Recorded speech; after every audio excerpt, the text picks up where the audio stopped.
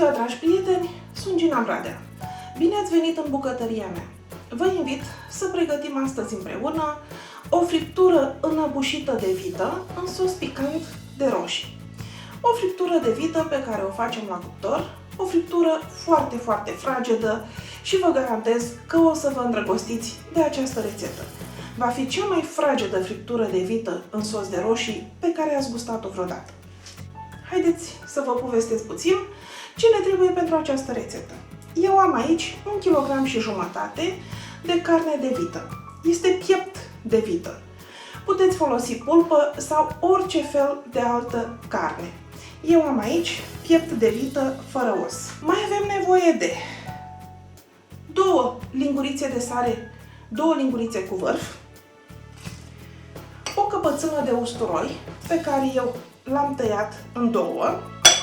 Atât este suficient să-și lase aroma, 1-2 frunze de dafin, o ceapă mare, cam de 300 de grame, tăiată felii groase, nu avem nevoie de felii subțiri, un morcov mare, tăiat felii groase, sau 2 morcovi mai mici, în funcție de cum aveți, o lingură mare de băiat de ardei dulce, o linguriță rasă de piper negru, proaspăt măcinat, sau un vârf de cuțit, sau cât luați cu 3 degete dacă vreți să fie mai puțin picant, o linguriță cu vârf de cimbru, cam 50 de ml de ulei și 50 de ml de vin alb. Acum, ce vom face? Carnea mea de vită este îngustă. Dacă aveți o bucată mai înaltă, va ieși mult mai frumos. Dar voi tăia în 3 bucăți carnea.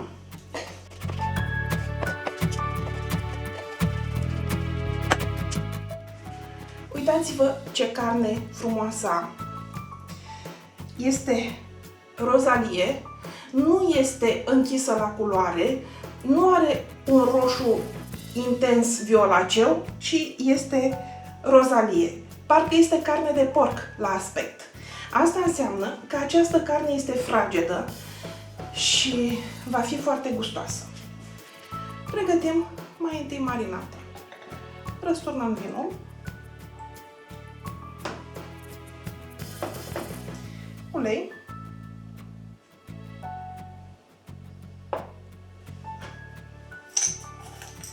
Sare.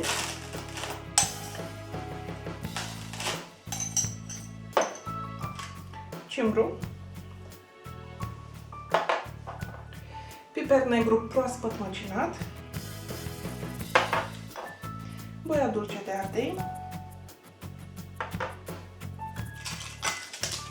Frunzele de dafin, pe care le mai puțin. Ceapa. Usturoiul. Și morcov. Mai adăugăm în plus și cam 500 de ml de apă rece. Amestecăm totul și punem bucățile de carne.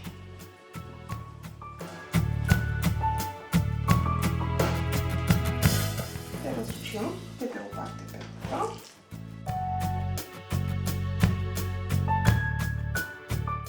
Din legume mai scoatem și mai punem deasupra. Mai adăugăm puțină apă rece ca să fie carnea complet acoperită de lichid.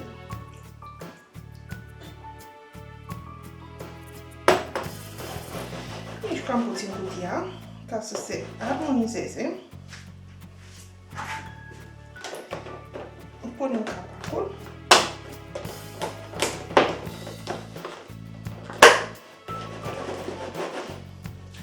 Și mergem acum la frigider.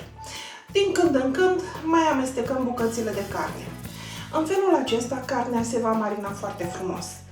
Este bine să stea la marinat cel puțin 24 de ore, ideal 48 de ore înainte de a fi gătită.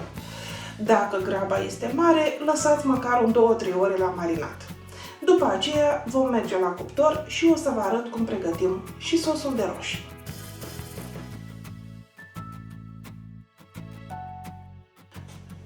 Carnea de vită, asta l-am marinat, eu am lăsat-o 2 zile. se întoarce de pe o parte pe alta, în felul acesta se marinează uniform peste tot. Ce facem acum? E timpul să o băgăm la cuptor și să o gătim.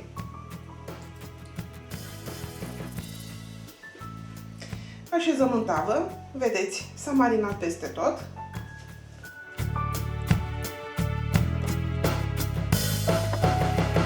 Turnăm marinata deasupra. Legumele le dăm de desubt. Mai folosim acum, eu am aici 500 de ml de suc de roșii gros, făcut de mine acasă.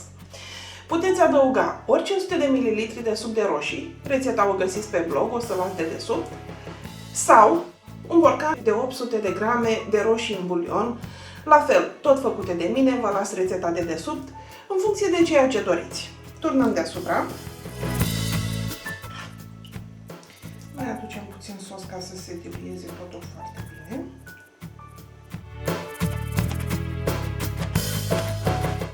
Acoperim tava cu folie de aluminiu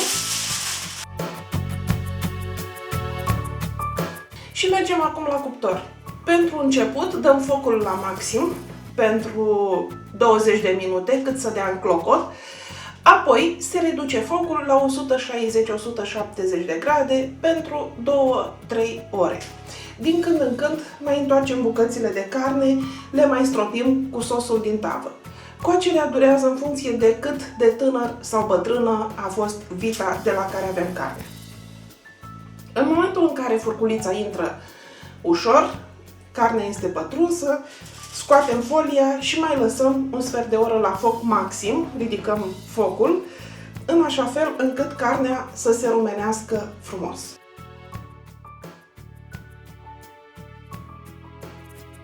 Am scos friptura de vită din cuptor, coacerea a durat la mine aproape 3 ore și jumătate. O mai stropim cu puțin sos.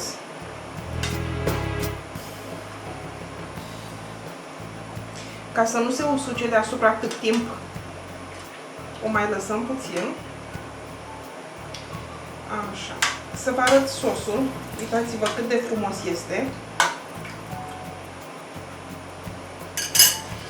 O lăsăm să se odihnească timp de 15-20 de minute, apoi o servim. În acest timp se relaxează friptura noastră și o putem tăia mult mai bine. Aceasta este friptura înăbușită de vită în sos tomat picant. Așa arată. Se vede, da? Eu servesc de obicei această friptură pe un pat de piure de cartofi. Fac un piure puțin mai diferit. O să vă las rețeta aici de desubt. Sau pe cartofi nature sau un pilaf simplu. Nu folosesc alte garnituri sofisticate, din cauza că această friptură este atât de aromată, încât nu are nevoie de o garnitură care să-i acopere gustul. Trebuie ceva cu un gust cât mai simplu. Este atât de fragedă și suculentă această friptură, încât nu avem nevoie să folosim cuțit. Eu voi folosi doar ca să vă arăt cât de ușor se rupe. Ia uitați! Nici nu trebuie să tai, doar împing. Așa arată. O vedeți? Moale, fragedă, suculentă, aromată și sper că îi simțiți și aroma. Sosul din tavă nu-l arunc.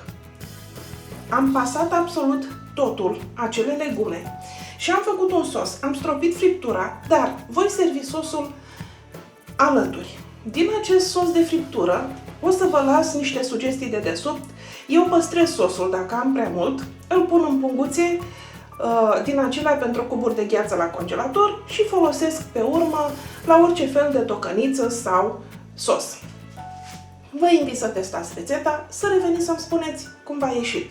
Și vedeți și alte rețete de pe acest canal sau de pe blogul Poftă Bună, rețete cu Gina Brade. Vă mulțumesc pentru că m-ați urmărit. La revedere!